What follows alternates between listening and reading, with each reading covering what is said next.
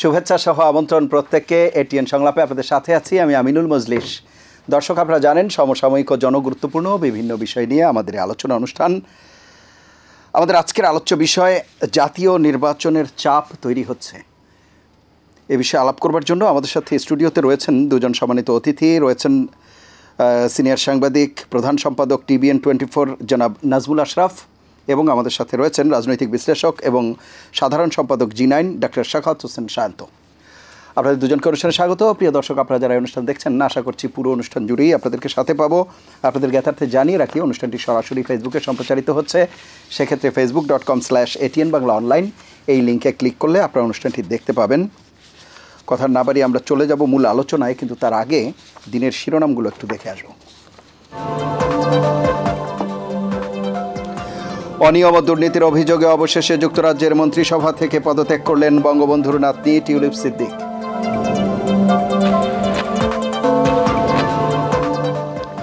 জুলাই ঘোষণাপত্র চূড়ান্ত করতে প্রধান উপদেষ্টার নেতৃত্বে বৃহস্পতিবার সর্বদলীয় বৈঠক, জানালেন উপদেষ্টা মাহফুজ আলম। অংশ নিতে পারবেন না ফ্যাসিবাদী দল। রাষ্ট্র সংস্কারে গঠিত 4 কমিশনের প্রস্তাবনা প্রস্তুত, ক্ষমতার ভারসাম্য সহ থাকছে একগুচ্ছ সুপারিশ। আগামীকাল দাখিল, রাজনীতিকরাই ঠিক করবে বাস্তবায়নের অগ্রাধিকার।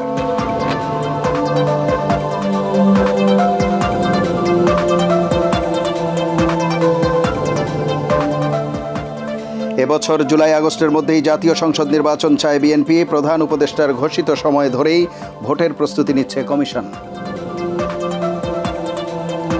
এবং 10 ট্রাক অস্ত্র মামলায় বাবর সহ 5 আসামি খালাস, সাজা কমল উলফা নেতা পরশ বড়ুয়ার। কারামুক্তিতে বাধা নেই, জানালেন আইনজীবীরা। আমরা শিরোনাম শুনছিলাম। আশরাফ ভাই, আপনাকে দিয়ে আলোচনা শুরু করছি। আমাদের যে আজকের আলোচ্য বিষয়, যে জাতীয় নির্বাচনের চাপ তৈরি হচ্ছে কিনা, আমরা অবশ্য শিরোনামে একটা আশ্চর্যবোধক চিহ্ন দিয়েছি, মানে আসলেই চাপ তৈরি হচ্ছে কিনা এই প্রসঙ্গের অবতারণা করছি। এই জন্য প্রধান উপদেষ্টা এরই মধ্যে দায়িত্ব নেওয়ার পর থেকে রাজনৈতিক দলগুলো তো নির্বাচনের বিষয়ে বলে আসছিল। প্রধান উপদেষ্টা এরই মধ্যে গত 16 ডিসেম্বর নির্বাচন এবছরের শেষের দিকে কিংবা সামনের বছরের প্রথম দিকে এরকম একটি ধারণা দিয়েছিল। এরপরেও নির্বাচন নিয়ে বিভিন্ন কথাবার্তা চলছিল। এরই মাঝে আজকে বিএনপির পক্ষ থেকে বলা হলো জুন-জুলাইয়ে নির্বাচন করতে তেমন সমস্যা দেখছেন না তারা, সেটি সম্ভব। সার্বিকভাবে বিষয়গুলো নিয়ে আপনি আলোচনা করবেন। কেবলমাত্র ঘরে নয়, বাইরেও নির্বাচনী আলোচনা কিন্তু হচ্ছে, আমরা সেই ব্যাপারেও আলাপ করব। ধন্যবাদ আমিনুল মজলিস। দেখেন, আপনি বলছেন যে নির্বাচনের চাপ বাড়ছে, সেটাও আপনি প্রশ্নবোধকে রেখেছেন। চাপ দিতে হবে কেন? মানে নির্বাচনটাই তো মানুষের চাওয়া হওয়া উচিত, কারণ বহু বছর মানুষ গণতন্ত্র দেখে নাই, নির্বাচন দেখে নাই, জনগণের শাসন দেখে নাই, জবাবদিহিতা দেখে নাই, আরও অনেক কিছু দেখে নাই। তো সেই জায়গায় মানুষের চাওয়াটা তো এটাই হবে গণ অভ্যুত্থানের পরে, যে আমরা একটা ফ্যাসিবাদী শাসন ব্যবস্থায় ছিলাম, আমরা এখন গণতান্ত্রিক শাসন ব্যবস্থায় ফিরে যেতে চাই। কেন? কারণ সারা পৃথিবীতে গণতান্ত্রিক শাসন ব্যবস্থায় সবচেয়ে সেরা, সেটাই প্রমাণিত। বাংলাদেশও তাই আছে, কাগজে কলমে অন্তত আছে। সেটি গত 16 বছর চর্চা হয় নাই, তার আগে নানানভাবে চর্চা হয়েছে ত্রুটি বিচ্যুতি সহ, কিন্তু গত 16 বছর বলা যেতে পারে গণতান্ত্রিক চর্চা একেবারেই হয় না। তো গণতন্ত্রের চর্চার মূল কথা কি? নির্বাচন। এবং সেই নির্বাচনটা এই সরকারের উপর চাপ দিতে হবে কেন? কারণ তারা নিজেরা অনুভব করবে না যে অভ্যুত্থান হয়েছে, 5 মাস গেছে, দেশের এই অবস্থা। হ্যাঁ, যৌক্তিকতার তো কোনো লিমিট নাই। যৌক্তিক সময় ন্যূনতম সংস্কার আমরা অনেকদিন শুনেছি। ন্যূনতমটা কতটুকু, যৌক্তিকটা কত দিনের, সেটা কিন্তু ডিফাইন করা হয় নাই কিছুদিন আগ পর্যন্ত। কিন্তু এরই মধ্যে প্রধান উপদেষ্টা একটা রূপরেখা দিয়েছেন যে 25-এর শেষে অথবা 26-এর মাঝামাঝির মধ্যে। এখন কি করলে পরে 25-এর শেষে সম্ভব, কি করলে পরে 26-এর মাঝামাঝি যাবে, সেটা তিনি বলেছেন। মানে সংস্কার কতটুকু বাস্তবায়ন করবে তার উপরে, এবং সেটাও রাজনৈতিক দলগুলোর সিদ্ধান্ত বা ঐক্যমত্যের উপরে। ওনার দিক থেকে ওনার বক্তব্য স্পষ্ট, জাতির উদ্দেশ্যে ভাষণটি বলেছেন। এর ভিতরেই কিন্তু আমরা ঘুরপাক খাচ্ছি। এখন ধরেন বিএনপি বলেছে যে জুলাই আগস্টের মধ্যে সম্ভব, তো সেটা তো প্রধান উপদেষ্টার ওই রূপরেখার ভিতরেই আছে, এর বাইরে তো যায় না তারা। এখন প্রধান উপদেষ্টা বলেছেন যে 25-এর শেষে অথবা 26-এর মাঝখানে, তার মানে এর ভিতরে যে কোনো সময় হতে পারে। আমি যদি বলি যে হ্যাঁ কালকেই সম্ভব, সেটা তো প্রধান উপদেষ্টার ঘোষণার মধ্যে আছে। তাহলে আমরা নির্বাচনের জন্য কতটা প্রস্তুত প্রধান উপদেষ্টার এই রূপরেখার ভিতরে এবং বিএনপির যে চাওয়া। এখন জুলাই আগস্টে সম্ভব কি না, এটা অনেকগুলো বিষয়ের উপর নির্ভর করে। নির্বাচন কমিশন কতটা প্রস্তুত, ভোটার তালিকা হালনাগাদ কবে নাগাদ শেষ হবে, এবং একটা সুষ্ঠু নির্বাচন করার জন্য নির্বাচন কমিশন তার কেন্দ্র থেকে তৃণমূল পর্যন্ত প্রস্তুতি কতখানি, প্রশাসনের প্রস্তুতি কতখানি, বা প্রশাসন সঠিক নির্বাচনে তো কাজ করে না অনেক বছর, তারা সেই জায়গায় ফেরত গেছে কিনা, মানে ভালো নির্বাচনে তারা ভূমিকা রাখবে, অপকর্ম করবে না। নিরাপত্তা বাহিনী আমাদের পুলিশ, র্যাব সহ তারা কতটা প্রস্তুত একটা শান্তিপূর্ণ, সুষ্ঠুতার চেয়ে বড় দায়িত্ব হচ্ছে শান্তিপূর্ণ নির্বাচন নিশ্চিত করা। সংঘর্ষ হবে না, মানুষ নিরাপদে ভোট দিতে পারবে, ভয় পাবে না, মারামারি কাটাকাটি হবে না, নির্বাচনের প্রচারগুলো খুব শান্তিপূর্ণভাবে হবে, পারস্পরিক সহমর্মিতা, শান্তিপূর্ণ সহাবস্থান থাকবে, শ্রদ্ধাবোধ থাকবে। এই বিষয়গুলো অনেকটাই নিশ্চিত করে থাকে নিরাপত্তা বাহিনীগুলো। তারা কতটা প্রস্তুত? আমরা পুলিশের ভাঙাচোর অবস্থার কথা জানি, র্যাবের কথাও আমরা জানি। এখন মোটামুটি সেনাবাহিনীর তত্ত্বাবধানে মূলত আইনশৃঙ্খলা রক্ষা হচ্ছে অনেকটা। তো সেই জায়গাটা আমরা কতটা প্রস্তুত, এটা একটা দেখার বিষয়। এরপরে আসেন যারা নির্বাচনে অংশ নেবে, রাজনৈতিক দলগুলো। বিএনপি যেহেতু নির্বাচন কথা বলছে, সময়ের প্রস্তাব দিচ্ছে, দ্রুত করার কথা বলছে, ন্যূনতম সংস্কার করে নির্বাচনের কথা বলছে, তার মানে বিএনপি প্রস্তুত আছে। জামাত ইসলামী অনেকটা তাই, আরও অনেক দল টল আছে ছোট বড়, তারাও মোটামুটি এরকমটা প্রস্তুত। শুধু প্রস্তুত না বলে মনে হয়, বা যৌক্তিক সময়ের মধ্যে নির্বাচন করতে চায় না, প্রধান উপদেষ্টার ঘোষিত রূপরেখার ভিতরেও থাকতে চায় না কারা? তারা হচ্ছে বৈষম্যবিরোধী ছাত্র আন্দোলন এবং জাতীয় নাগরিক কমিটি, যে দুটি সংগঠন একত্রিত হয়ে একটা নতুন রাজনৈতিক দল করতে চায়। এবং তারা সেই রাজনৈতিক দল করবে, তারা নির্বাচনে আসবে, তারা জনগণের সমর্থন নিয়ে ক্ষমতায় যাবে, রাষ্ট্র চালাবে, খুবই ভালো কথা। নতুন প্রজন্মের নতুন রক্ত, নতুন রাজনীতি, নতুন প্রত্যাশা, সব কিছু ঠিক আছে। কিন্তু তাদের রাজনৈতিক দল এখনও গঠিত হয় নাই, একটা প্রক্রিয়ার মধ্যে তারা আছে। তো তাদের দল গঠিত হবে, সারা দেশে তাদের বিস্তৃতি হবে, জনগণের কাছে তারা যাবে, তাদের সমর্থন নেবে, তাদের নীতি আদর্শ প্রচার করবে, প্রতিপক্ষ রাজনৈতিক দলগুলোর তুলনায় তারা অনেকখানি এগিয়ে থাকবে জনগণের কাছে, এবং তারা পুরোপুরি একটা জাতীয় নির্বাচনের জন্য তৈরি হবে। তারপরে অন্যান্য দলের সাথে প্রতিযোগিতা করে তারা জিতবে বা একটা অবস্থানে যাবে। এটার জন্য তো অনেক সময় দরকার। তো যার প্রস্তুতি এই পর্যায়ে আছে, তার জন্য কি গোটা জাতি বসে থাকবে গণতন্ত্রহীনতার মধ্য দিয়ে?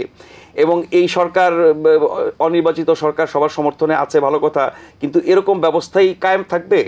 এবং অনির্বাচিত সরকার বলি আর অন্তর্বর্তী সরকার যাই বলি, সেই সরকারের আমলের যেই বাস্তবতা আমরা দেখছি, অনেক ক্ষেত্রে রাজনৈতিক সরকারের ক্ষেত্রে হয়তো সেগুলো হতো না।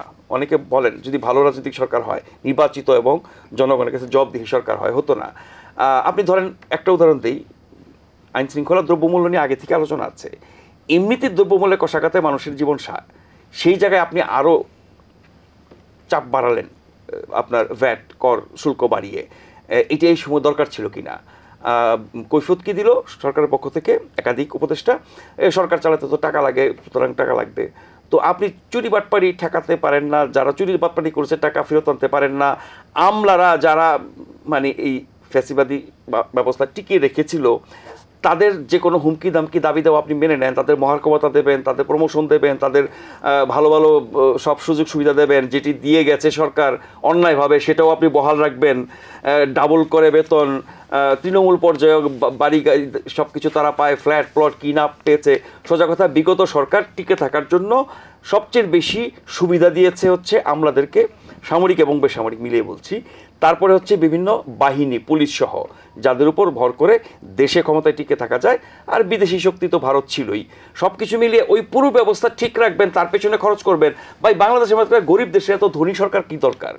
বাংলাদেশের মতো দেশের এত ধনী সরকার, সরকারের পেছনে যে খরচ হয়, সরকারের যত রকমের প্রতিষ্ঠান আছে, সব কিছু কি প্রয়োজন? সব ধরনের মন্ত্রণালয়, সব ধরনের আপনার অধিদপ্তর, দপ্তর, হ্যানত্যান যা কিছু আছে সরকারি, সব কিছু পেছনে আমাদের যে মানে খরচ হয়, সেটা কতটা প্রয়োজন? সেখানে অপচয়, দুর্নীতি, অনিয়ম, সেগুলো আপনি কমান না কেন? সেগুলো আপনি ধরেন না কেন?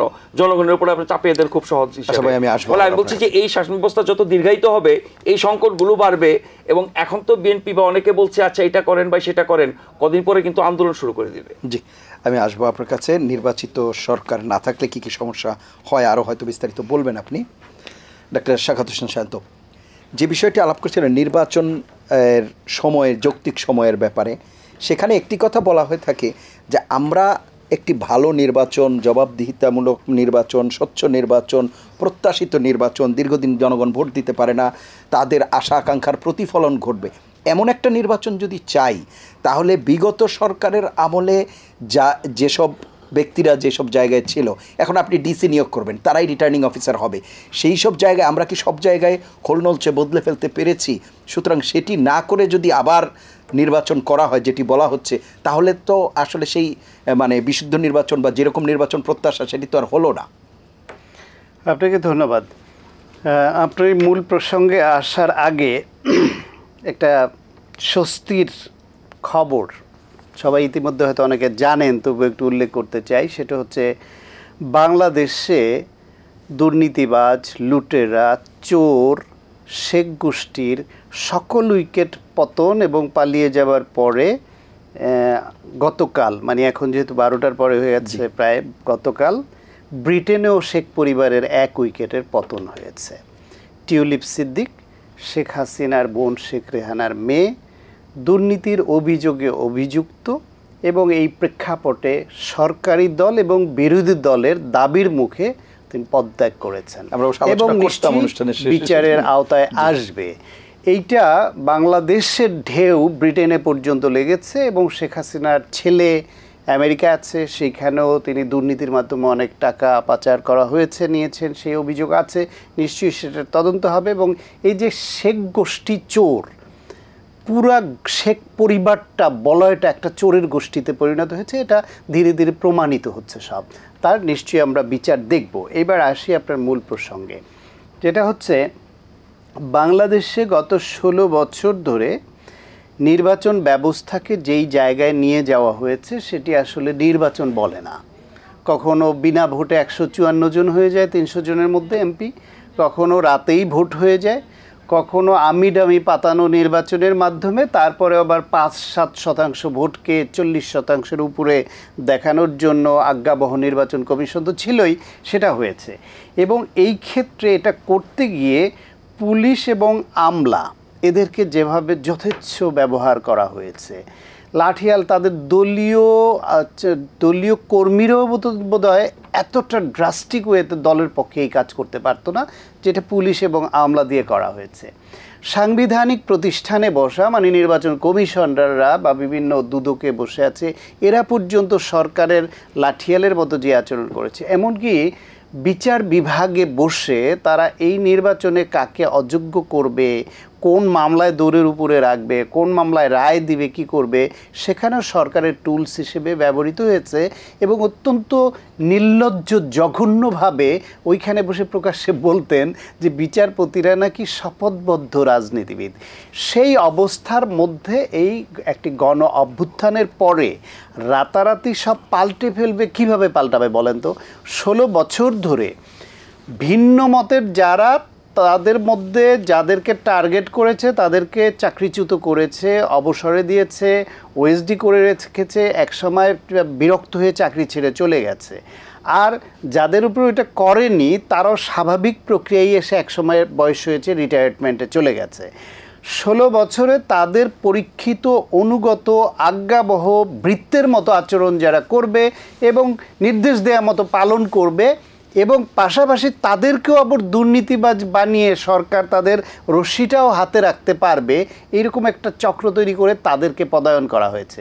নতুন নিয়োগ যত হয়েছে সব জায়গায় তাদের কোষ্টি পাথরে যাচাই করে নেওয়া হয়েছে। আমি একটা উদাহরণের আগেও দিয়েছি, ধরেন আমি যেহেতু একজন চিকিৎসক, এটা জানি বলে, একজন চিকিৎসক চিকিৎসা দেবেন মানুষকে, সেখানে তো রাজনীতি খুব জরুরি বিষয় নয়। তার যোগ্যতা থাকলে, ডিউরেশন হলে, পাবলিকেশন থাকলে তিনি পদোন্নতি পাবেন। এই পদোন্নতির জন্য যে ফর্মটা করা হয়েছিল সেখানে একটা ছিল, এক হলো বিভিন্ন গোয়েন্দা সংস্থাই তদন্তটা করত, এবং একটা বিষয় ছিল তিনি যে মেডিকেল কলেজে পড়েছেন যেই সময়টাতে, ওই সময় ওই প্রতিষ্ঠানের ছাত্রলীগের প্রেসিডেন্ট সেক্রেটারি যারা থাকতো তাদের প্রত্যয়ন লাগতো যে এ কোন দল করতো, সে তাদের ছাত্রলীগ করতো কিনা।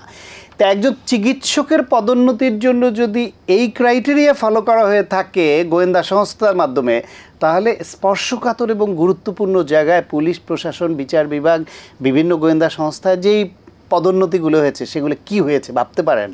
তাহলে এইভাবে যেই প্রশাসনকে 16 বছর বা সকল সিস্টেমকে 16 বছর ধরে যেভাবে তারা সাজিয়েছে, সেখানে আপনি নতুন করে কারে এনে পদে বসাবেন?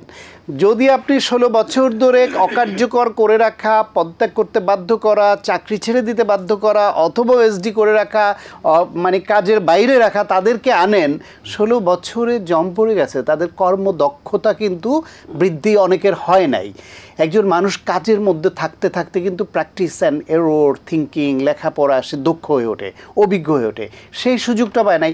তারে দিলেও একদম দক্ষ অভিজ্ঞ আমলার মতো, দেশপ্রেমিক আমলাদের মতোই কাজ করতে পারবেন না অনেকে। এক, আবার আপনি যারা কাজ পারে তাদেরকে রাখবেন, তারা হচ্ছে করাপ্টেড ওই ফ্যাসিবাদের দোসর। এখন এইখানে এদের সমন্বয় করে আগের রিটায়ারমেন্টে যাওয়াদের চুক্তিভিত্তিক নিয়োগ দিয়ে, এবং যারা আছে তার মধ্যে যারা একটু মানে খুব বেশি নগ্ন করাপ্টেড বা দলবাজ ছিলেন না, যারা পরিস্থিতির কারণে বাধ্য হয়ে করেছেন, এমনদেরকে একটু স্পেস দিয়ে একটু সাজাতে হবে। এইভাবে করে যখন আপনি মনে করবেন যে মোটামুটি একটা গ্রহণযোগ্য পর্যায়ে আসছে প্রশাসন, পুলিশ, বিচার বিভাগ, এমনকি নির্বাচন কমিশন, তখন সেই আস্থাটা। কিন্তু এইটা করা যদি আপনার উদ্যোগ থাকে যে আমি দ্রুততম সময় বলতে 1-1.5 বছরের মধ্যে আমি এটা করে ফেলবো, এটা অসম্ভব না। মূল জায়গাগুলোতে যদি আপনি কি পয়েন্টগুলো বা প্রধান পদগুলোতে এরকম যোগ্য এবং ফ্যাসিবাদ বিরোধী মনোভাবের তাদের আপনি জায়গা করে দিতে পারেন, তার অধস্তনরা তার নির্দেশ পালন না করে পারবে না। 1, 2 হলো জনরোষের ভয় তাদের কাজ করবে যে ফ্যাসিবাদের পক্ষে থেকে সুবিধা গ্রহণ করেছি 16 বছর, কিন্তু এখনও যদি ওই টান প্রকাশিত হয় তাহলে জনগণ আমাদের ছাড়বে না। আর একটা হচ্ছে গিয়ে নির্বাচনে এটা একটা সাইকোলজি। ফ্যাসিবাদের পক্ষের যারা, তারা এই নির্বাচনে প্রার্থী হতে পারবে না, জনগণের তোপের মুখে পড়বে, জনরোষের মুখে পড়বে, প্রতিরোধের মুখে পড়বে। ফলে এই প্রশাসনে বা বিভিন্ন জায়গায় ফ্যাসিবাদের পক্ষের যারা ছিল তাদের অন্তর্দহন থাকলেও তারা ভূমিকা পালন করতে ওইভাবে পারবেন না। ফলে নানামুখী সাইকোলজিক্যাল এবং ফিজিক্যাল কন্ডিশন বিবেচনা করে খুব বেশি ড্রাস্টিক চেঞ্জ, আমূল পরিবর্তন করেই নির্বাচনে যেতে হবে, নট নেসেসারিলি। বরং আপনি যদি নির্বাচনটাকে না দেন তাহলে কি হবে, যেটা নাজমুল এসটাব্বে অলরেডি বলেছেন যে কি কি অসুবিধা তৈরি হয় রাজনৈতিক দলের একটি নির্বাচিত সরকার যখন দেশ পরিচালনা করে, তাদের স্ট্রেংথ কোথায় দেখেন? তার সংগঠন ইউনিয়নের ওয়ার্ড লেভেল পর্যন্ত। ফলে তার যে জনবলের যে স্ট্রেংথ চেইন থাকে এবং যে স্ট্রেংথ থাকে, এইটা দেশ পরিচালনায় বিশাল এক শক্তি, যেটা এই সরকারের নেই। এই সরকারকে নির্ভর করতে হচ্ছে শুধুই আমলাদের উপর, প্রশাসনের উপরে, পুলিশের উপরে, কারণ তারা তো রাজনৈতিক দলের প্রতিনিধিত্ব করে না। ফলে তাদেরকে দুর্বল ভাবা এটা অনেকের পক্ষে সহজ, এবং দুর্বল ভাবে বলে এবং তাদের যাদের মাধ্যমে কাজ করাচ্ছে তারাও এখনো পর্যন্ত মেজরিটি অংশ এই ফ্যাসিবাদের পক্ষের, তারাই চালাচ্ছে। ফলে এদেরকে সবাই দুর্বলভাবে পাত্তা দিতে চায় না। এইটা একটা। দেখেন, আজকেই দেখলাম একটা সংবাদ মাধ্যমে ভারতীয় সেনা প্রধানেরকে প্রশ্ন করেছি, সেখানে বলছে যে বাংলাদেশের সেনা প্রধানের সঙ্গে 5 আগস্ট শেখ হাসিনা পালিয়ে যায়, তখন যোগাযোগ রক্ষা করেছিলেন এবং এরপরও একবার আনুষ্ঠানিকভাবে কথা বলেছেন। ফলে বাংলাদেশের সেনাবাহিনীর সঙ্গে বা তার কাউন্টার পার্টির সঙ্গে তাদের সম্পর্ক আছে, কিন্তু সরকারের সঙ্গে সম্পর্ক বা যেটা সেটা বলছেন যে নির্বাচিত সরকার আসা পর্যন্ত অপেক্ষা করতে হবে। এটা হচ্ছে ইন্ডিয়ার পালস। অন্য অনেক দেশের এরকম হয়তো আছে, বিনিয়োগের জন্য অপেক্ষা করে তারা যে বাংলাদেশের নির্বাচিত স্টেবল একটা গভর্নমেন্ট আসুক, দেখি, তারপর চিন্তা করব যে কোন মাপের বিনিয়োগ করা যায়। এইটা একটা। দেশের মধ্যে আপনার এই অনির্বাচিত বা অন্তর্বর্তীকালীন বা অরাজনৈতিক সরকার হলে, যে বললাম সবাই দুর্বল ভাবে বলে তাদের পক্ষে অনেক সিদ্ধান্ত গ্রহণ করে সেটাকে ইমপ্লিমেন্ট করা কঠিন হয়ে যায়। তার মধ্যে আবার তাদের যেহেতু রাজনীতির অভিজ্ঞতা নাই, দেশের সমস্ত শ্রেণী পেশা সব মানুষের অনুভূতিটাকে ধারণ করার জন্য যেই রুট লেভেল থেকে রাজনীতি করে প্র্যাকটিস অ্যান্ড এররের মাধ্যমে যে তৈরি হয়ে আসে, সে যদি অসৎ হয়, অনেক অসৎ হতে পারে এটা সত্য, করাপ্টেড হলে এবং দুর্নীতিবাজ এই মানুষকে অপদস্থ করতে চাইলে অনেক হতে পারে, আবার তার এই অভিজ্ঞতার কারণে সে যদি সৎ হয় ভালো হয় তাহলে অনেক ভালো করার সক্ষমতা রাখে তার ওই অভিজ্ঞতার কারণে, সেই বিবেচনায় সিদ্ধান্ত গ্রহণ করে তারা জনগণের কথা মাথায় রেখে। এই সরকারের যে কর আরোপ করলো যেটা অত্যন্ত জঘন্য একটা সিদ্ধান্ত হয়েছে এবং অমানবিক হয়েছে, এবং মানুষকে একবার বলার প্রয়োজন মনে করে নাই যে ফ্যাসিবাদ যেই ভঙ্গুর অর্থনীতি রেখে গেছে, চুরি চামারি দুর্নীতি করে যেই অবস্থায় রেখে গেছে, আমাদেরকে আপনারা দায়িত্ব দিয়েছেন এই অবস্থায়, আমরা কোত্থেকে টাকা পাবো, কোত্থেকে চালাবো? সুতরাং আমাদের কিছু অজনপ্রিয় সিদ্ধান্ত নিতে হচ্ছে, আপনাদের কষ্ট হবে, কিন্তু আপনারা সহযোগিতা করেন, দেশের স্বার্থে করছি। সেইটা নেওয়ার সময় যে পণ্যগুলোর উপরে কর ধার্য করবে সেখানেও ভাবতে হবে কোনটা তৃণমূল দরিদ্র জনগোষ্ঠীকে অ্যাফেক্ট করে, কোনটা মধ্যবিত্ত করে, কোনটা উচ্চবিত্তকে করে, এবং কোন সেক্টর থেকে কত টাকা, সে অনেক ভাবার বিষয় ছিল। সেটিও তারা করেছে বলে আমাদের কাছে দৃশ্যমান হয় নাই। দ্রব্যমূল্য তারা নিয়ন্ত্রণে আনতে পারে না, সিন্ডিকেট ভাঙতে পারে না। চালের দাম এই যে বেড়ে গেছে হঠাৎ করে, কেন বাড়লো? এক এক সময় এক একটা জিনিসের দাম বেড়ে যায়, আবার আস্তে আস্তে কমানোর চেষ্টা করে, কমেও হয়তো। সেই ফ্যাসিদাবাদ আমলে যেরকম হঠাৎ হঠাৎ সিন্ডিকেট করে এক একটা বাড়িয়ে পকেট কাটা হতো, তারপরে কমিয়ে বাহবা নেওয়া হতো, এদের সেই রকমই চলছে। তাতে বোঝা যায় এই সরকারের ব্যবসায়ীদের উপর, সিন্ডিকেটের উপরে, চাঁদাবাজি নিয়ন্ত্রণের উপরে, সরবরাহের উপরে, এমনকি প্রপার ম্যানেজমেন্টের উপরে যে দক্ষতা থাকা দরকার, যেরকম দখল থাকা দরকার, সেটি নেই। ফলে মানুষকে তারা যেহেতু হ্যাপি রাখতে পারছে না, সেই সুযোগে রাজনৈতিক দলের চাওয়া তো অবশ্যই নির্বাচন হবে, কারণ রাজনীতি করেই নির্বাচিত হয়ে জনপ্রতিনিধি হয়ে তারা দেশ পরিচালনার জন্য, তাদের এটা চাওয়া অন্যায় নয়, এবং এর জন্য যত কৌশল অবলম্বন করা লাগে সেটাও তারা করবে। কিন্তু জনগণ যদি এই সরকারের আচরণে, কাজে, ভূমিকায়, পরিচালনায় হ্যাপি থাকতো, তাহলে রাজনৈতিক দলের ওই চাওয়াটা হয়তো একটু স্লো হতো। মানুষ বলতো যে না, এরা ভালো চালাচ্ছে, চালাক কিছুদিন এবং সংস্কার করুক। এখন এরা সংস্কারের কথা বলছে, কিন্তু আবার দেশ চালাতে গিয়ে হিমশিম খাচ্ছে, মানুষ হ্যাপি না। ঢাকা শহরের যানজট, বাংলাদেশে আমি 89 সনে ঢাকা শহরে এসেছি শরীয়তপুর থেকে, আর আমার এই 89 থেকে আজকে পর্যন্ত যে আমি ঢাকায় থাকছি, এখন গত কয়েক মাসের যানজটের যে অবস্থা, এরকম যানজট আমি কোনো সরকারের আমলে কখনো দেখিনি। এখন কি ঘটে গেল এই 5 মাসে যে আপনি যানজটের এই ভয়াবহ দুর্বিষহ? তার মানে হচ্ছে আপনি ব্যবস্থাপনায় ত্রুটি আছে। অটোরিকশা আপনি কোর্ট থেকে একটা রায় হলো, রায় হওয়ার আপনার গোয়েন্দারা জানতো না যে এই রায় হলে কী হবে, তার আফটার ইফেক্ট কী হতে পারে। তারপর আন্দোলন করলো, আন্দোলন করার পর আবার সব ছেড়ে দিলেন, না বাবা চালা। কেন? আপনি রায় করার আগে ভেবে সেই অনুসারে রায়টা স্লো করবেন কিনা, কী করা দরকার ছিল করতে পারতেন। পরে ম্যানেজমেন্ট, এই যে যত্রতত্র গাড়ি রাখা, ফুটপাত দখলমুক্ত করা, এরা এখন সেনাবাহিনী মাঠে আছে, তারপরও কেন হচ্ছে না? সমস্ত কিছু মিলিয়ে এরা খেয়ে হারিয়ে ফেলছে এবং দেশের ক্ষতি হচ্ছে। ফলে যত দ্রুত একটি নির্বাচিত সরকারের হাতে ক্ষমতা হস্তান্তর করবে, সেই সরকার যেহেতু দেশের মধ্যে শক্তিশালী থাকবে, বিদেশের সঙ্গে লিয়াজো মেনটেন করায় তাদের শক্ত অবস্থান থাকবে, বিদেশি শক্তি এবং বিনিয়োগকারীরা আস্থায় নিতে পারবে, তত তাড়াতাড়ি দেশ আগাবে। সংস্কারও দরকার, কিন্তু বেশি সংস্কারের নামে কালক্ষেপণ করে দেশের ক্ষতিবৃদ্ধি হবে, মানুষের কষ্ট বাড়বে, এটিও কাঙ্ক্ষিত নয়। আশা ভাই, প্রথমত আপনি যে নির্বাচিত সরকার না থাকলে যে সমস্যাগুলো তৈরি হয়, বেশ কিছু বিষয়ে অবশ্য বলেছেন ডক্টর সাখাওয়াত হোসেন সায়ন্ত, আপনি সেই বিষয়টি বলবেন। আরেকটি বিষয়, এই যে আস্থার জায়গায় জনগণ সংস্কার করতে হলে তো আসলে জনগণকে স্বস্তি দিয়ে করতে হবে, সেই জায়গাটা দেখা যাচ্ছে না। তাতে করে সংস্কারটি আসলে কতটা ফলপ্রসূ হবে বা কতটা আমরা সংস্কার চাই, তখন সেই প্রশ্নটি ঘুরে ফিরে আসছে। দেখেন, সংস্কার দিয়ে পেট ভরবে না। আর সংস্কার নিয়ে যখন আমরা বাড়াবাড়ি করি, তখন কি ফল হয় আমরা 11 সময় দেখেছি। 11 শব্দটাই কিন্তু নেতিবাচক হয়ে যায়, গালিতে পরিণত হয়েছিল। 11 সময় সংস্কারের নামে যা যা করা হয়েছে সেটা গালিতে পরিণত হয়েছিল, এবং আওয়ামী লীগ বিএনপিতে যারা সংস্কারপন্থী হয়েছিল তাদেরকে কিন্তু গালি হিসেবে বলা হতো এটা সংস্কারপন্থী, এবং তারা এক পর্যায়ে দলে মানে লাঞ্ছিত হয়েছে, কর্নার ছিল, এবং অনেককে দেখা যায় না, আস্তে আস্তে আবার ইন্টিগ্রেটেড হয়েছে, দলে ফেরত এসছে। ফলে এখন সংস্কারের নামে যদি আমরা বাড়াবাড়ি করি, তাহলে সংস্কারের অর্থ গিয়ে কিন্তু গালিতে পরিণত হবে। আর সংস্কার করে আপনি তার সুফল জনগণকে দেবেন বহু দূরের কথা। নির্বাচন করে নির্বাচিত সরকারে সে দেশকে আরও ভালো চালাবে, সেটাও কিন্তু বেশ কিছুদিন পরের কথা। আমার আজকের কথা ভাবতে হবে। মানুষ ভাববে আজকের কথা, সাধারণ মানুষ। সেই আজকের কথার অনেকগুলো উনি এর মধ্যে বলেছেন।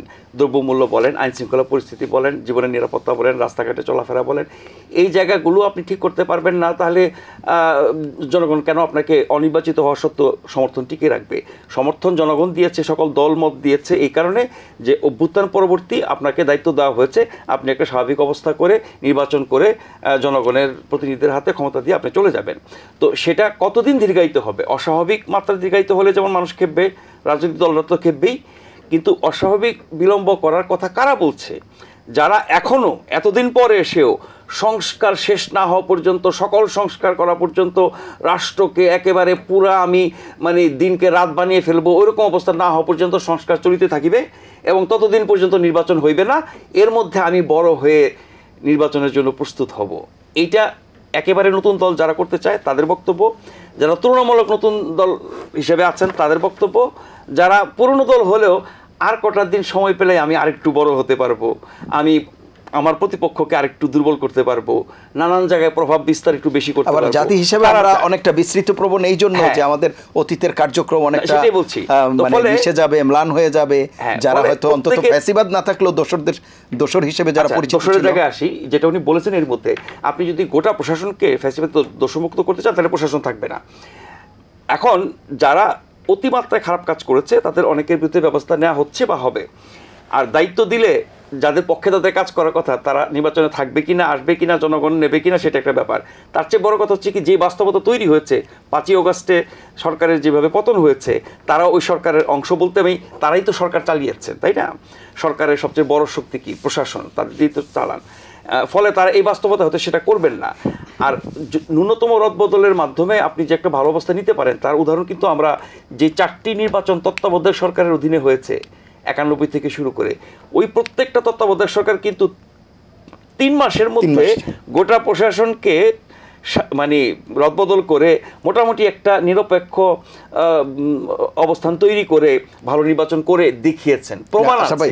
তখন কিন্তু আগে যারা সরকার ছিল তারা 5 বছরই ছিল, কিন্তু এখন 16 বছর, কিন্তু সেই জঞ্জালগুলো কিন্তু ওই দুই দলের বিরুদ্ধে কিন্তু ওই 5 বছরে গোটা প্রশাসনকে তাদের মতো করা, যেটাকে আমরা তখন দলীয়করণ বলতাম, এরপর হয়েছে ফেসিবাদীকরণ। এখন দলীয়করণের মাধ্যমে প্রশাসনের যে অবস্থা তৈরি করেছিল একটি সরকার, আরেক সরকার এসে আরেক সরকার আসার আগেই অন্তর্বর্তী বা তত্ত্বাবধায়ক সরকার সেটাকে নিউট্রালাইজ করেছে। সো সেভাবে কিন্তু করা যেতে পারে। আর এই সরকারের সবচেয়ে বড় শক্তি হচ্ছে সব দল মতের মানুষ তাদের সাথে এখন পর্যন্ত আছে, সমালোচনা ব্যর্থতার পরেও। মানে ভালো নির্বাচন করার জন্য এই সরকারকে সহযোগিতা করবে না এমন কোনো শক্তি দেখি না। ওই যে বললাম যে কিছু কিছু শক্তি কেন বিলম্ব করতে চায় নির্বাচন, সংস্কারের নামে দীর্ঘদিন এই সরকার রাখতে চায়, সেই উদ্দেশ্যটা বললাম, তাদের বড় হওয়া দরকার। এছাড়া সবাই সহযোগিতা করবে। ফলে সবার মধ্যে যদি একটা ঐক্যমত হয় যে আমরা অমুক দিন এভাবে নির্বাচনটি করব এবং নির্বাচন কমিশন এবং প্রশাসনকে আমরা এইভাবে সহায়তা করব। দেখেন, সুষ্ঠু নির্বাচনের জন্য রাজনৈতিক দলগুলো কিন্তু একটা বড় ফ্যাক্টর। কমিশন, সরকার, আপনার প্রশাসন যেই ভূমিকা নিক না কেন, দলগুলো যদি সুষ্ঠু স্বাভাবিক নির্বাচন নিশ্চিত করতে চায়, তাদের যে ভূমিকা, তৃণমূল থেকে কেন্দ্র পর্যন্ত তাদের যে শক্তি, জনবল, দলের নেতাকর্মী এবং সাধারণ মানুষ যারা ভোট দেয়, সমর্থন করে, তারা সবাই যদি চায়, বারবারে কেন ফিরে যাচ্ছি 91-96 নির্বাচনগুলোতে আমরা দেখেছি ওই সরকারও দুর্বল সরকার ছিল, ওই সরকারের আমলে একই সংবিধান, একই আইন কানুন, একই প্রশাসন, একই পুলিশ ছিল, কিন্তু চমৎকার নির্বাচন করেছে। তার জন্য আপনি তত্ত্বাবধায়ক সরকারকে ক্রেডিট দেবেন, নির্বাচন কমিশনকে ক্রেডিট দেবেন, প্রশাসনকে ক্রেডিট দেবেন, কিন্তু আমি সবচেয়ে বেশি ক্রেডিট দেবো রাজনৈতিক দলগুলোকে। রাজনৈতিক দলগুলো সহযোগিতা না করলে এই সব শক্তি মিলেও পারত না ভালো নির্বাচন করতে। ফলে এখন এই সরকারকে সকল দল সহযোগিতা দেবে, ওই অবস্থানে আছে সবাই, যদি সরকার যৌক্তিক আচরণ করে এবং সেই সিদ্ধান্ত নেয়। সেই জায়গায় আমি মনে করি যে দ্রুততম সময় বলতে যেটা বিএনপি বলেছে জুলাই অগাস্ট, এর আগে বিএনপির একাধিক নেতা, আমার দুজনের কথা মনে আছে, জনাব নজরুল ইসলাম খান, জনাব সালাউদ্দিন আহমেদ, এমনকি আমির খসরু মাহমুদ চৌধুরী, ওনারা কিন্তু একদম হিসাব করে দেখিয়ে দিয়েছেন কিভাবে, এটা গত বছরের শেষের দিকে, কিভাবে মার্চের মধ্যে নির্বাচন করা সম্ভব। তো এটা অসম্ভব কিছু না, আপনি যদি চান তাহলে দ্রুত করা সম্ভব, না চাইলে 101টা অজুহাত দাঁড় করাতে পারেন। আরেকটি বিষয়ে একটু বলে নেই, আপনি বলবেন আবার, যেটি বলছি যে ফ্যাসিবাদের দোষরের কথা বলা হচ্ছে, কিংবা যারা প্রশাসনে ছিল বিভিন্ন জায়গায়, এখন চিহ্নিত করার ক্ষেত্রে এটি খুবই দুঃখজনক। রাজনৈতিক দল যারা রয়েছে এখন বিদ্যমান, এখন যে রাজনৈতিক দল, তারাও দেখা যাচ্ছে বিভিন্ন যোগসাজশে আতাতের মাধ্যমে হয়তো তাদেরকে শেল্টার দেওয়া হচ্ছে, শেল্টার দিয়ে, এবং আমরা জানি আইন অঙ্গনে এবং অন্যান্য জায়গায়ও বিশাল বাণিজ্যের মতো ঘটনা, মানে এটি একটা বিরাট সিন্ডিকেট এবং এখানেও একটা বাণিজ্য তৈরি হয়েছে যে তাদেরকে শেল্টার দিতে পারলে, আমরা তো জানি বিভিন্ন জায়গায় মিছিল করে তাদেরকে বের করা হচ্ছে, কেউ দলে। এই বিষয়গুলো আসলে কিভাবে দেখেন? তাহলে এই যে এত রক্তপাত বা এত অভ্যুত্থান, সেগুলোর আসল যে ফলটা সেটা কোথায় গেল? আমরা যেই সরকার, যে রাজনৈতিক শক্তির বিরুদ্ধে অভ্যুত্থান করে এই পরিবর্তন ঘটিয়েছি, এবং সেই পরিবর্তনের যারা নেতৃত্ব দিয়েছেন, সেই বৈষম্যবিরোধী ছাত্র আন্দোলনের নেতারা, তারা তাদের সংগঠন এবং অন্য অনেকে যে ধরনের কাজ করছেন, আচরণ করছেন, সব কিছু জানা যায় না। যেগুলো জানা যায় গণমাধ্যম, সামাজিক মাধ্যম বা অন্য কোনো সূত্র থেকে, তাতে করে মনে হয় যে আমাদের আগের আমলে যেসব খারাপ কাজ হতো তার কিছু কিছু ফেরত আসছে। ওই সরকার ধরেন তার মতের বিরুদ্ধে গেলে সে গোটা রাষ্ট্র, গোটা দেশ সব কিছুকে তার মুঠের মধ্যে রাখবে, তার হুকুম অনুযায়ী, ইচ্ছা অনুযায়ী হবে, কোনো ভিন্ন মত চলবে না, কোনো বিরোধিতা চলবে না, কোনো প্রতিপক্ষ থাকা চলবে না। ওরকম একটা শাসন ব্যবস্থার মধ্যে দিয়ে আমরা গেছি গত 15 বছর 7 মাস। সেই সরকারের যেই মানসিকতা এবং আচরণ, দুটো জিনিস বলি, তারা প্রতিপক্ষকে ঘায়েল করার জন্য কথায় কথায় বলতো যে রাজাকার, এই স্বাধীনতা বিরোধী, এই জামাত শিবির, উমুক তুমুক। এখন কথায় কথায় বলা হচ্ছে ফেসিবাদের দোসর, ফেসিবাদী ইত্যাদি, চেতনা বিরোধী, গণঅভ্যুত্থান বিরোধী। আবার সেই শক্তিগুলোকে আমরা এমন সব কাজ করতে দেখছি, বিভিন্ন ঘটনার মধ্যে গণমাধ্যমে প্রকাশিত হয়েছে, যেগুলো ওরা কিন্তু প্রচলিত রাজনীতি এবং প্রচলিত রাজনৈতিক ব্যবস্থা এবং প্রচলিত রাজনৈতিক দলের বিরুদ্ধে খুব সোচ্চার। আবার প্রচলিত রাজনৈতিক দলগুলোর বা রাজনীতির যেসব দোষ, সেগুলোর মধ্যে আবার তারাও জড়িয়ে পড়ছে। তার মানে আমরা বেরোতে পারছি না, একই সংস্কৃতির মধ্যে থাকছি। এখানে আসলে নতুন রাজনীতি, নতুন রাজনৈতিক বন্দোবস্ত শুধু মুখে বললেই চলবে না, এটা আচরণে দেখাতে হবে। যেমন ধরেন আর্থিক স্বচ্ছতা, এটা অনুষ্ঠান শুরুর আগে ডক্টর সায়ন্ত বলছিলেন, রাজনৈতিক দলগুলোর আর্থিক স্বচ্ছতা একটা বড় ব্যাপার। আপনি নতুন রাজনীতি করতে চান, মানুষকে আশাবাদী করতে চান, দুর্নীতি, দুঃশাসন, অপকর্মের গোড়া কি? অর্থ। সে অর্থনৈতিক কেলেঙ্কারি দলীয়ভাবে বা ব্যক্তিগতভাবে যারা করবে, সেখান থেকে আস্তে আস্তে বাকি সমস্যাগুলো তৈরি হয়। একটি দল কিভাবে চলে, তার অর্থের উৎস কী, দলটি কিভাবে চলে, দলের ব্যক্তিরা কিভাবে চলেন, নেতারা কিভাবে চলেন, নির্বাচন কিভাবে করেন, জনসভা কিভাবে করেন, তার টাকা পয়সা কে দেন, সেই লোকটাকে কি উদ্দেশ্যে দেন, তার বিনিময়ে তিনি কি পান, বিরোধী দলে থাকতে আপনাকে পৃষ্ঠপোষকতা দিয়েছে, সরকারে গেলে আপনি কি প্রতিবাদ দেবেন, এগুলোর মাধ্যমে কিন্তু দুর্নীতি দুঃশাসনের আপনার ভিত্তি রচনা হয়। সেই জায়গায় আপনি প্রত্যেকটা রাজনৈতিক দলকে যদি নিশ্চিত করতে পারেন তার আর্থিক স্বচ্ছতা থাকবে, দলের আর্থিক আয়ের উৎস কী, অর্থ কে দেয়, কীভাবে দেয়, আপনি আইন কইরা, আমেরিকা তো রাজনৈতিক দল বা নির্বাচন তো ভাই মানুষের অনুদানে চলে, আপনি আইন করে দেন যে কোনো দল বা প্রার্থীকে মানুষ ডোনেট করবে, অনুদান দেবে, এবং সেটা প্রকাশ্য থাকবে, আপনি ঘোষণা করবেন, ওয়েবসাইটে থাকবে, গণমাধ্যমে আসবে যে এইভাবে আমি টাকা পেয়েছি, এইভাবে আমি দল চালাই, এইভাবে আমি নির্বাচন করি, এইভাবে আমি চলি। ফলে আপনার কোনো দুর্নীতির মানে থাকবে না, চিহ্ন থাকবে না। এখন ধরেন যারা নতুন রাজনৈতিক দল করতে যাচ্ছে, তারা যেভাবে চলছেন, যে গাড়িতে চড়েন, যেখানে অফিস করেন, যেই ধরনের সুবিধাদি পান, সেগুলো নিয়ে অনেক প্রশ্ন উঠছে। তাহলে এরা কোত্থেকে পাচ্ছে, তাদের আয়ের উৎস কী, কারা দিচ্ছে? একটি নতুন দল হতে যাচ্ছে, তারা ঢাকা শহরের একটা বড় শিল্প গ্রুপের বিশাল ভবনের একাধিক ফ্লোর নিয়ে অফিস বানিয়েছেন, খুব চাকচিক্যময়। এটা কি ওই প্রতিষ্ঠান তাকে দিয়েছে? কেন দিয়েছে? স্বার্থটা কি? বিনিময়ে তারা কি পাবে? আর যদি তারা দখল করে থাকে তাহলে তো অনেক বড় অন্যায় করেছে। আর যদি তারা বৈধভাবে ওই অফিস ভাড়া নিয়ে কাজ করে থাকে, এত টাকা তাদেরকে কে দেয়? তারা তো ছাত্র, তাদের আয়ের উৎস কী? ফলে আপনি নতুনত্বের কথা বলবেন, নতুন রাজনৈতিক বন্দোবস্ত, সব কিছু নতুন, আগের সব বাদ, পুরনো রাজনীতি, ঘুরে ধরা রাজনীতি, 53 বছরের সব কিছু বাদ, কেউ কিছু পারে নাই, সবাই ব্যর্থ, আমরা এখন সফল হতে যাব, আমরা যে সফল হব, মানুষকে নতুন স্বপ্ন দেখাবো, নতুন কিছু করব, আলামত তো আমরা দেখতে পাচ্ছি। যে ডক্টর সায়ন্ত যে কথা বলছিলেন এই প্রসঙ্গেই বলবেন, পাশাপাশি যেটি বলছিলাম যে ফ্যাসিবাদের যে দোসর বলা হচ্ছে বা যারা সাহায্য করে তাদেরকে শেল্টার দেওয়ার ব্যাপার, যখন বিদ্যমান রাজনৈতিক দল, বিশেষ করে যারা এখন বিভিন্ন রাজনৈতিক দল যারা রয়েছে, তারা যখন দেখা যায়, সেই জায়গাতে কিভাবে দেখছেন বিষয়গুলোকে? তা যারা ফ্যাসিবাদের দোসর হিসেবে মানে বিভিন্ন রকমের অপকর্ম করেছে, সেটা গুম, খুন, হত্যা, হামলা, প্রতিপক্ষকে হামলা করে, ভাঙচুর করে, অপদস্থ করা, এলাকা ছাড়া করা, নানাবিধ অপরাধ করেছে, নির্বাচনের সময় ভোট চুরি করে পুরো ভোট নিয়ে গেছে, এরকম অভিযোগে যারা অভিযুক্ত তাদেরকে তো রাষ্ট্রীয় আইনি বিচারের আওতায় আনা দরকার। এখন রাষ্ট্র বা আইন তাদেরকে বিচারের আওতায় আনতে পারে, এইটা একটা। আর আপনি মানে এলাকায় সহাবস্থানের প্রশ্নে আপনি যারা এরকম চিহ্নিত তাদেরকে বয়কট করা উচিত, কিন্তু তাদেরকে সঙ্গে নেওয়া উচিত না। এর বাইরে গত 16 বছরে বাস্তবতা হচ্ছে এইটা যে অনেকে আগে বিএনপি করত, জামায়াত ইসলাম করত, অথবা অন্য কোনো পার্টি করত, কিছুদিন তারা ওই দলের সঙ্গে থাকছে, যখন দেখছে যে আওয়ামী লীগ এমনভাবে জেকে বসেছে, এবং এটা বাস্তবতা যে বাংলাদেশে এরকম একটা মনোভাব মানুষের মধ্যে তৈরি হয়েছিল জীবনে শেখ হাসিনাকে উৎখাত করতে পারবে না, বিএনপি জীবনে কোনো দিন ক্ষমতায় আসতে পারবে না, জামায়াত ইসলাম তো নিবন্ধনই থাকবে না, কিচ্ছু থাকবে না। সেই অবস্থায় অনেককে তার রুটি রুজি, এলাকায় থাকা, তার চাকরিটা রক্ষা করা, তার ওই ব্যবসা প্রতিষ্ঠানটা কোনোভাবে চালানোর জন্য তাকে সরকারের সঙ্গে মিলেমিশে চলতে হয়েছে, সরকারি দলের সঙ্গে মিলেমিশে চলতে হয়েছে। সেটাও আপনাকে মাথায় রাখতে হবে। এখন দেশের সামগ্রিক পরিস্থিতি যেরকম ওইরকম গোটা দেশটাকে করে ফেলেছিল, সেখানে শুধুমাত্র ফ্যাসিবাদের পক্ষে তাদের সঙ্গে মিলেমিশে চলেছে বা একসঙ্গে ছিল বলেই সবাইকে যদি আপনি ফেলে দেন, তাহলে তো আপনি আবার যে এই ঐক্য তৈরি করবেন, জাতীয় ঐক্য তৈরি করবেন, মানুষকে যে ডিভাইড না করে ঐক্যের পন্থে আনবেন, সেটাও তো সম্ভব না। মুক্তিযুদ্ধের পরে শেখ মুজিবুর রহমান সাধারণ ক্ষমা কেন ঘোষণা করলেন?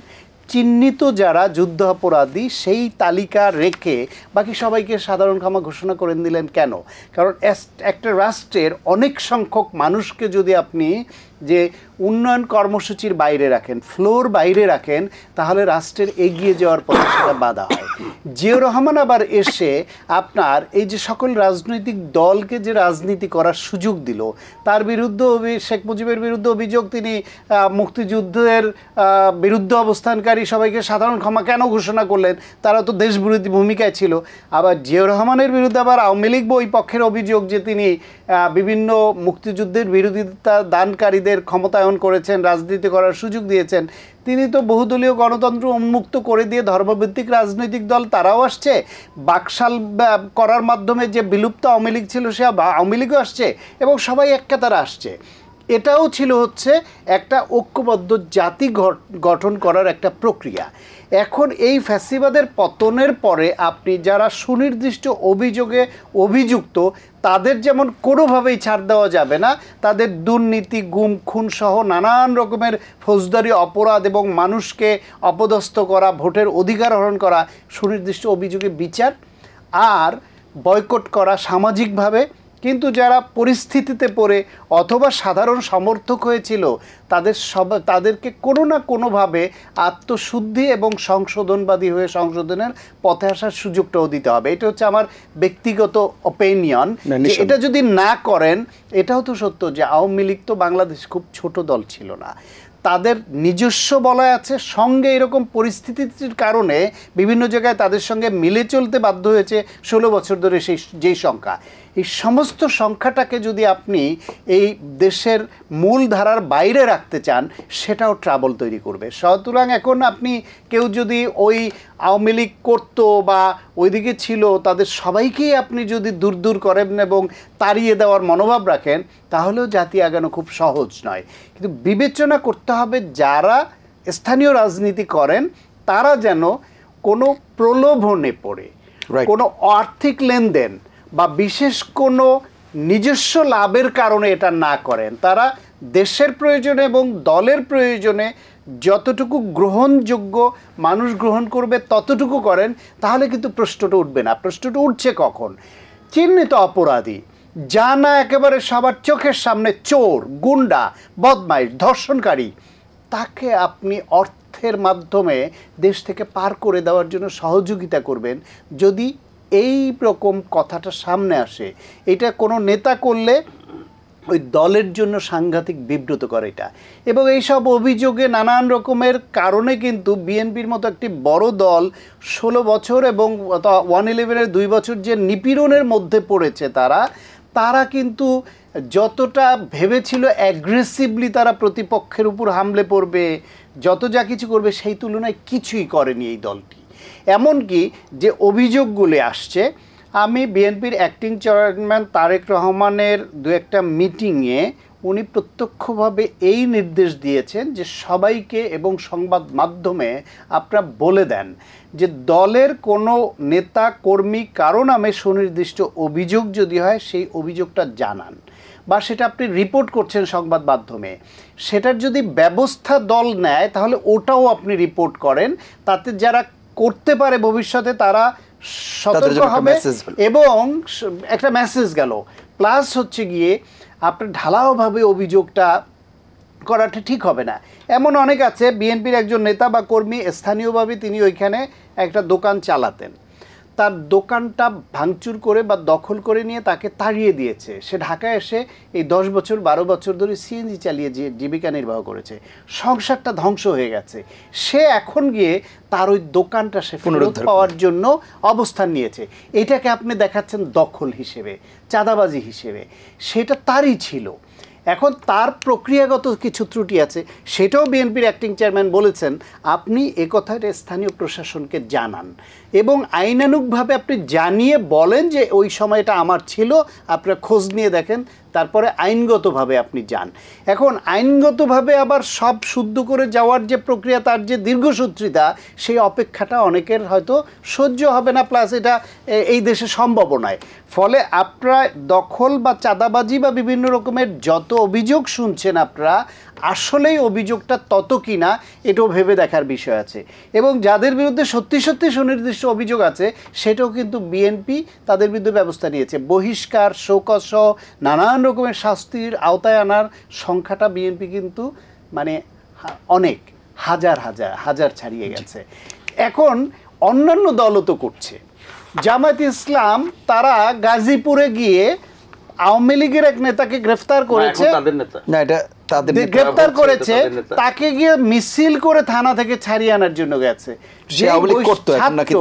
যেই ছাত্র, বৈষম্য বিরোধী ছাত্র আন্দোলনের যারা যুক্ত, যারা রক্ত দিয়ে গণ অভ্যুত্থানের মাধ্যমে এই জাতিকে রক্ষা করলো, ময়মনসিংহে জাসদের একজন নেতাকে সেনাবাহিনী ধরেছে, অস্ত্রসহ ধরে পুলিশের হাতে সোপর্দ করেছে। সেই নেতাকে ছাড়ানোর জন্য হুড়মুড় করে গিয়ে ডিআইজিকে প্রেসার করছে ছাত্ররা।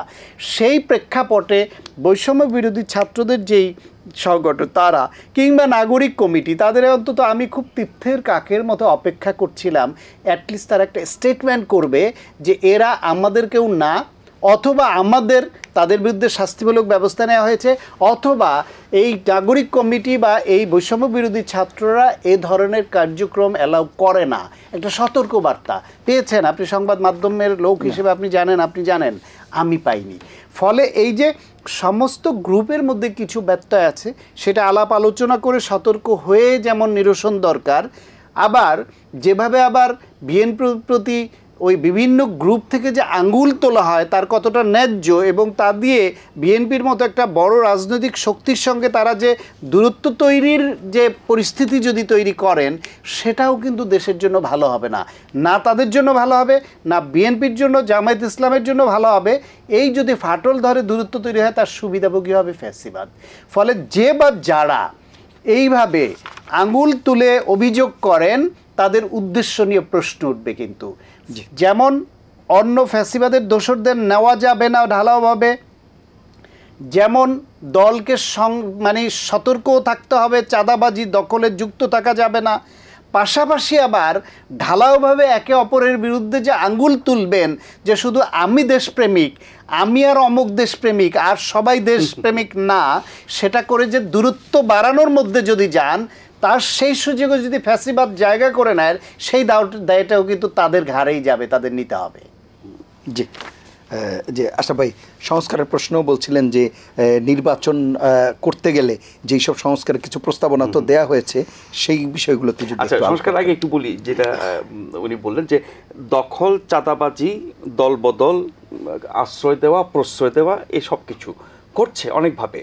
এখন আমাদের রাজনীতিতে এই সমস্যাগুলো অনেক পুরনো, এবং এই অভিযোগ থেকে গত 16 বছর তো বটেই, তার আগেও যারা ক্ষমতায় ছিলেন তাদের বিরুদ্ধে কম বেশি আছে। এখন এই পরিবর্তনের পরেও যখন এরকম ঘটনা ঘটে, আপনি এত বছরের চর্চা, এত বড় এক দল, এত সব কর্মী সারা দেশে আপনি কতটা নজর রাখতে পারবেন? হুট করে পারবেন না থামাতে। ইতিবাচক হচ্ছে বিএনপি যাদের বিরুদ্ধে সুনির্দিষ্ট অভিযোগ পাচ্ছে তাদের বিরুদ্ধে ব্যবস্থা নিচ্ছে, আবার অনেকের ব্যাপারে ব্যবস্থা নেওয়া হচ্ছে না, বা তথ্য পাচ্ছে না, বা অভিযোগ প্রমাণিত হচ্ছে না। কিন্তু সারা দেশে দখল, চাঁদাবাজি এগুলো হচ্ছে, মাত্রাটা হয়তো শুরুতে যেরকম ছিল তার থেকে কমে আসছে। এখন সবাই যে নিজের সম্পত্তি পাল্টা দখল করছে তা না, অনেকে দখলও করছে পরিবেশ পরিস্থিতির কারণে। সেটি বিএনপি বলেন, জামাত বলেন, বৈষম্য বিরুদ্ধে বলেন, সবার বিরুদ্ধে কম বেশি অভিযোগ আছে। তো এইটা রাজনীতির খারাপ দিক, এর থেকে উত্তরণ ঘটাতে হবে। এখন যাকে তাকে আপনি যখন দোষর বলবেন সুবিধা নেওয়ার জন্য, তার মানে আপনার ব্যক্তি বা দলীয় স্বার্থে আপনার প্রতিপক্ষকে কোনো না কোনো কারণে আপনি তাকে ফ্যাসিবাদের দোষর বলে ঘায়েল করার চেষ্টা করবেন। এটা যেমন ঠিক না। 90-এর গণঅভ্যুত্থান আমাদের সময় বলতে আমরা তখন ইউনিভার্সিটির ছাত্র হলো, এবং 90 গণঅভ্যুত্থানের পরে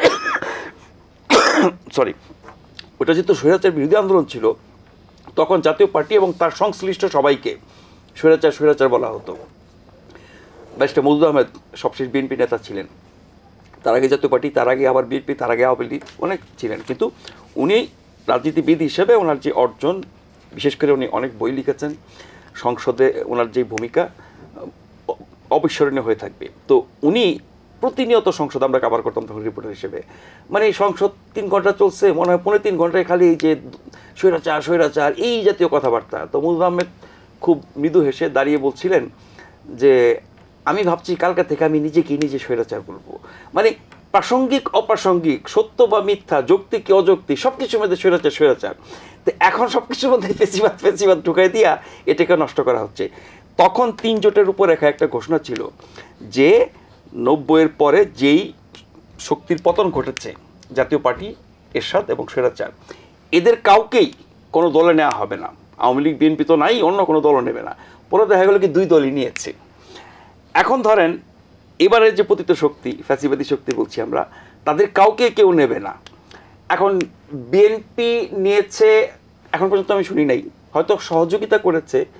আর বাংলাদেশটা এত ছোট, সবার সাথে সবার বন্ধুত্ব, আত্মীয়তার সম্পর্ক থাকে, ব্যবসায়িক সম্পর্ক, নানান কিছু থাকে, ফলে ওই মানবিক ব্যাপারগুলো তো আছেই।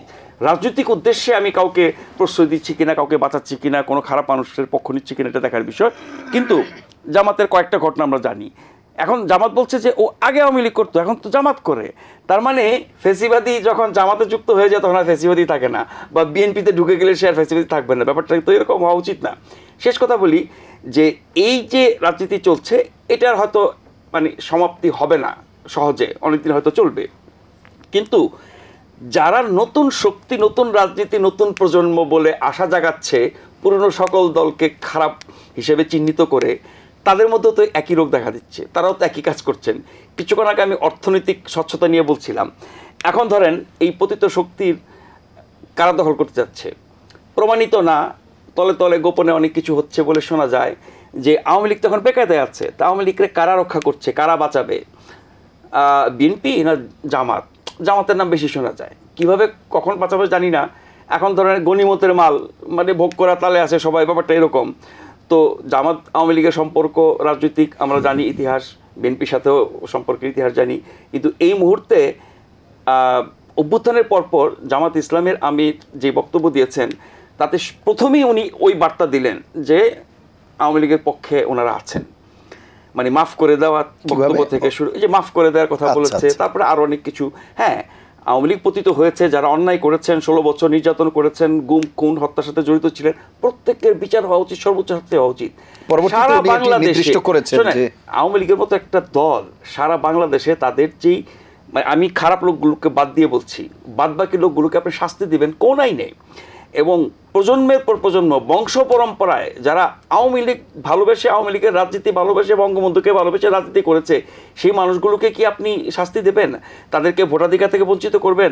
রাজনৈতিক অধিকার, নাগরিকতা থেকে বঞ্চিত করবেন? পারবেন না। অনেক বড় জনগোষ্ঠী, এদেরকে নিষিদ্ধ করবেন? নিষিদ্ধ কোনো সমাধান না। জামাত ইসলামের মতো সবচেয়ে কলঙ্কিত দল ওই অর্থে যে 71-এ তারা মানবতা বিরোধী অপরাধ করেছে, সেই দলকে কি নিষিদ্ধ করা গেছে?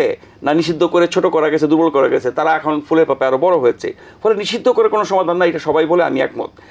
এখন কথা হচ্ছে যারা অন্যায় অবিচার করেছে তাদের বিচার করে বাদবাকিদেরকে আপনি কেন নাগরিক এবং রাজনৈতিক সুযোগ দেবেন না? সেটা নির্বাচনে দাঁড়ানো হোক, ভোট দেওয়া হোক, স্বাভাবিক জীবনযাপন করা হোক। কিন্তু আওয়ামী লীগ করেছে বলে, কোনো অন্যায় করে না, শুধু আওয়ামী লীগ করেছে বলে আপনি তাকে শত্রু জ্ঞান করবেন, সামাজিকভাবে তাকে হেয় করবেন, সুযোগ পেলে হামলা করবেন, ক্ষতি করবেন, এটা তো অন্যায়, এটা তো ন্যায় বিচারের পক্ষে যায় না।